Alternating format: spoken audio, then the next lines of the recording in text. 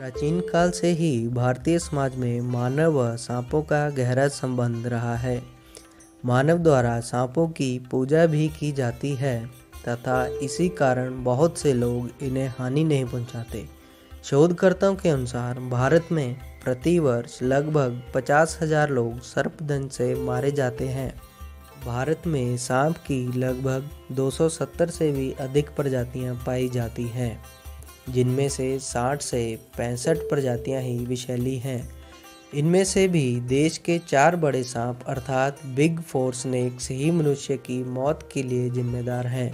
वे सांप हैं common crate, spectacled cobra, Russell's wiper और सॉ स्केल्ड वाइपर।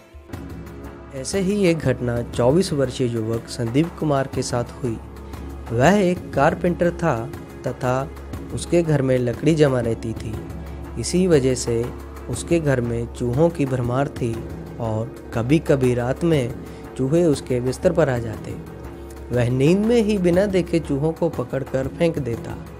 ऐसे ही एक दिन उसे महसूस हुआ कि कोई चूहा उसके बिस्तर पर घूम रहा है और वह उसे पकड़ने की कोशिश करने लगा, परंतु उस दिन बिस्तर में चूहे की जगह एक सांप था।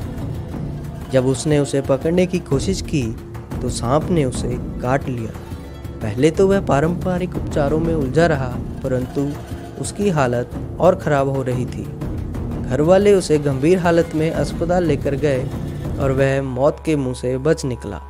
अगले ही दिन घर की तलाशी के बाद वहां से यह कॉमन क्रेट सांप ढूंढ निकाला गया।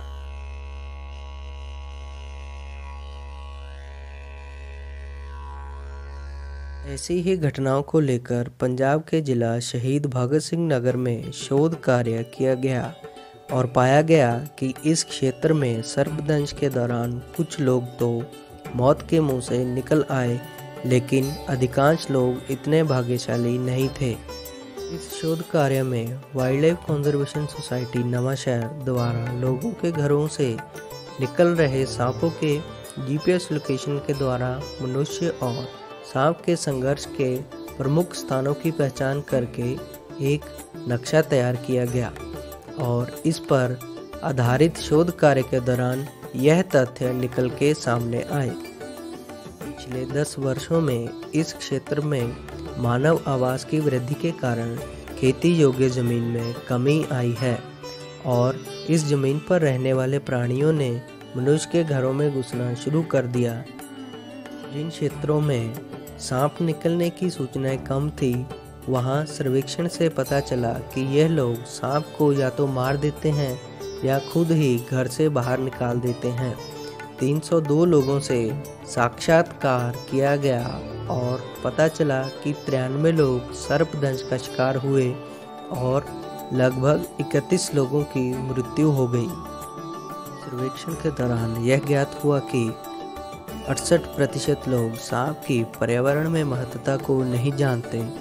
75% लोग इसे मानव जाति के लिए खतरा समझते हैं, लेकिन 89% लोग इनके संरक्षण के पक्षधर हैं। महत्वपूर्ण तथ्य ये है कि पढ़े लिखे लोग सांप के काटने पर अस्पताल जाते हैं, लेकिन अनपढ़ या कम पढ़े लिखे लोग पारंपरिक विधि से उपचार करने की सलाह देते हैं।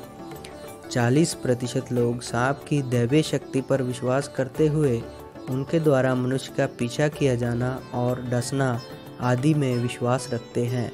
60% लोग इसके विपक्षी हैं। इसके अतिरिक्त सांपों का लोगों के घरों की ओर आकर्षित होने के कारण इस प्रकार हैं: जलाने योग्य लकड़ी व ऊपले आदि का अनुचित ढंग से भंडारण, कचरे का अनुचित ढंग से निपटारा, आसपास की सफाई ना रखना, स्टोर रूम की सफाई ना रखना व बेकार सामान को जमा करना। सांपों को घरों में घुसने से रोकने के लिए यह सावधानियां रखनी चाहिए। आसपास को साफ सुथरा रखें जिससे चूहे व सांपों को आश्रय ना मिले। कचरे व बेकार सामान का सही ढंग से निपटारा करें। ड्रेन पाइप्स के आगे जाली का प्रयोग करें। जलाने योग्य लकड़ी व ऊपलों का सही ढंग से भंडारण करें। ज़मीन पर ना सोएं, अन्यथा ज़मीन पर सोते समय मच्छरदानी का प्रयोग करें। चलने का रास्ता साफ रखें, अंधेरे स्थान पर काम ना करें और अंधेरे में चलते समय टॉर्च लाइट का प्रयोग करें तथा जूते पहनें।